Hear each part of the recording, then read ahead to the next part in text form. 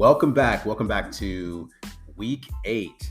And I hope that you guys are all having a successful week, month, year so far as we pass or we enter into the third quarter of the year, or actually fourth quarter, excuse me. So we're going into the fourth quarter of the year. So can you believe it? We're almost at the end of the year, man. Boy, this time fly. So here's what we're going to be talking about. I'm going to jump right into it. Today, we're going to be talking about time management. Again, I want to welcome you back to my success in a 12-week program. And as we enter into week 8, this topic is, like I said, on time management. And this is something that I think will touch a lot of people because not a lot of us can be on time. I mean, it's a touchy situation. And remember that when you're not on time, you're definitely put on a platform that I feel people will eventually make you or put you into that category of never being on time. And that's never a good category to be in. So what I would like for you to do is I'd really like you to hone in and take notes or listen in or listen to this as many times as you can possibly listen to it, so that way maybe this could put you in a new category of being on time and having those time management skills. Now, I want to warn you that yes, time management is definitely a repetitive topic. And obviously you already know this. Maybe you've gone down this path before. However, the majority of people that I see in my life, and I'm sure you could agree with this, most people can, that they don't manage their time very well.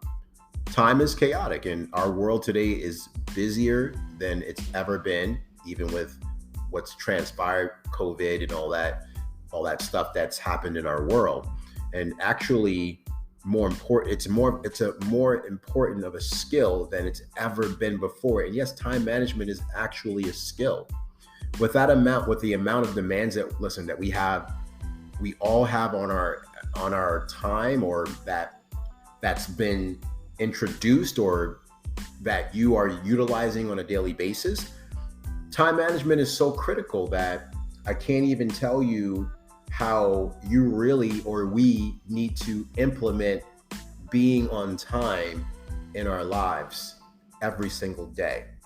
From the moment that you wake up and from the moment that you set your clock, that's a time management deal. That's something that it's a project, right? That we need to get better at. And that's what this whole program and this particular week is about.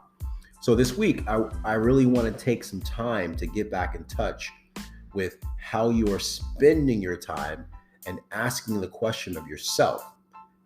Ask this question to yourself right now. Am I directing my focus? And am I actually spending more hours in a way that it's most productive? And most importantly, in a way that's going to make me or you the happiest at the end of the day. Now, look, we all know that time management is a vital key to success, and that all successful people get the most out of their time. And what I've realized is that they don't have to have any more time than you or I, but the most successful people simply maximize those hours, and they do it very deliberately. So in fact, here's what I've also found. The people that are really, really good and are experts in their respective industries are usually the highest achievers in their field, and are always looking for ways to improve their time management skills. And again, yes, it is a skill. In fact, many of them building teams of people that can help them systemize what they do, and that they're spending their time focused on the critical, most important tasks.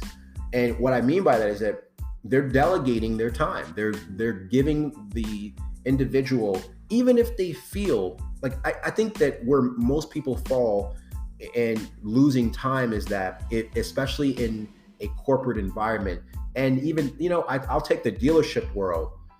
I find that it's always one person that wants to do the work and wants to get the credit for the work, but it's actually what's going to make that business more productive is the team. And I've been in that situation before. I understand. And what I typically do is I just go, all right, you know what? I shut down and I say, you know what? You run the show. Because at the end of the day, if that individual is supposed to be the general sales manager, supposed to be the general manager, whatever the case is that they're supposed to be, and they're supposed to be running things, they're supposed to have a team around them that's smarter than them. You can't pretend to be the smartest person in the room. That's not how time management works. You can't be effective that way. Nobody can be effective that way. And what happens is your life in any industry, especially the car industry, is short-lived because people look at you as being the only person that could get results. And when in fact, you have people around you that will make you look even better and your production will go up. So here's what happens is that the individuals that you or someone brings in to that industry, they actually just go, you know what? I'm going to allow that person to do the work and I'm going to stand back and watch, because in actuality, they don't want me to succeed. They don't want me to get results. And that's the stupidest thing I've ever seen, to try to delegate, or not even delegate, to try to make themselves look better. And that's a whole nother topic. And I'm definitely going to touch on that topic at some point. I'm going to do a podcast on specifically that industry and the problems and the issues that are in that industry. You can't make somebody else look bad if that individual comes with some type of results, right? And you don't want anybody to see that those results, that person is actually bringing some talent to that industry or that business, that particular business. And again, that's another topic that we can touch on. So look, anything that's not relevant to what's important to them, like I said, is being delegated, and it's being outsourced. It's being managed. And this is a fundamental key to any business's success or to any person's success. You might not be in a position right now where you're outsourcing and delegating your entire life. Or let me rephrase that. You might be in a position right now where you're outsourcing and delegating your entire life, but the concept remains the same. Your ability to focus on the most important things and tracking where you're spending those hours is the most critical thing that anyone can do. The key to time management, or any form of management, is to actually manage it and to do the stuff I'm saying. So not just treating this like an intellectual exercise. I want you to just treat this as an exercise. Really want you to hone in and hear what I'm saying. Not just going through the checks of saying, okay, time management requires this, and this, but actually take advantage of the tools and processes and methodologies that are available. Now, by the end of this week, you will become a very, very effective time manager. And you're actually going to become the kind of person that will not allow other people to waste your time, nor will you allow your bad habits to cut back into your productive working hours. Now, here are the action steps that I provided that you can utilize to become better at time management. There's going to be a ton of different ways that you can do this, but I want you to dive right into our action steps for this week because these are very important. The first one is to take some time to think about your biggest time wasters. You might want to spend that entire first week making notes as you go, catching yourself wasting time. It could be that you checked your email too often, or you respond to text messages in an instant instead of waiting to see what it's saying later, right? It might be that you're on Facebook or on social networks or things that aren't really all that important online too often, right? Because we know that social media, a lot of that stuff can really pull you in and doesn't have any significant results on your production for that day. Or you're just wasting time with needless conversations with people just for entertainment purposes, when really a 5-minute conversation would have been fine. You're turning it into a half an hour debate that you really don't even need to be investing your time into. Now, I'll tell you, I worked, and I'm going to give you this quick example.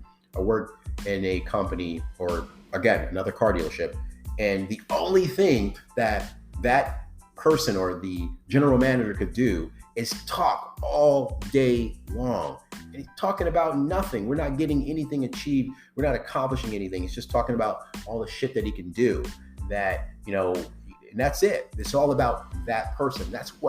It seems like that's what that business is about. It's just an individual based industry. And I wish that they can change that, because it's really, if you delegated something to someone, give them the opportunity to show what they have. Don't hinder that person. Don't make that person look bad. Delegate to the individual and go, okay, run free. Don't go, oh, well, you don't know what you're doing. Or, you have to give people an opportunity, man, to get settled in. You don't say, oh, when I was gone, you didn't do anything. Well, because at the end of the day, you said don't do anything, right? You told me to stay over here. You told me to do this particular project, right? And it's one of those things where I think in that industry in particular, they're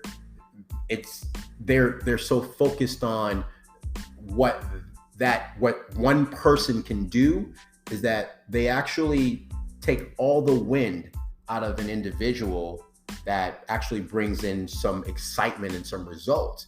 So getting back to what I was saying, is that you have to be able to delegate and ensure that you're giving the individual the task at hand, and you step back and let them shine, let them do what they need to do. Next, you want to identify your top 3 time wasters and really make an effort in the second week to avoid these at all costs. You got to avoid it, right? And that's 100%. These time wasters will be all over the map for you, I promise. And what you really want to do is become consciously aware of each and every one of them and start taking track of how they're impacting you. Now, as an example, if Facebook or email is one of your biggest time wasters, you can actually buy software or download programs that literally prevent you from indulging in that particular habit. It's going to be a pretty hard habit to break, especially if you're the kind of person that revisits Facebook a dozen times an hour. That's an automatic response that you've literally conditioned into your mindset or into your behavior, that you have to do that every 5 seconds. Let me flick through Facebook. I see people doing that all day long. All they're doing is flicking through Facebook or Instagram or whatever social media platform they're on. It's going to be a hard habit to break, especially if, like I said, if you're the kind of person that's revisiting. But without even thinking, you might go back to Facebook not realizing you're wasting time again. So you could actually interrupt that pattern with technology so that you don't even have to think about stopping these particular things. Now, the next step is that you want to check out your goal list from month 1 and look at any potential time traps there that may be holding you back. Because remember, you're working a long-term vision here, and those goals are stepping stones to that long-term vision.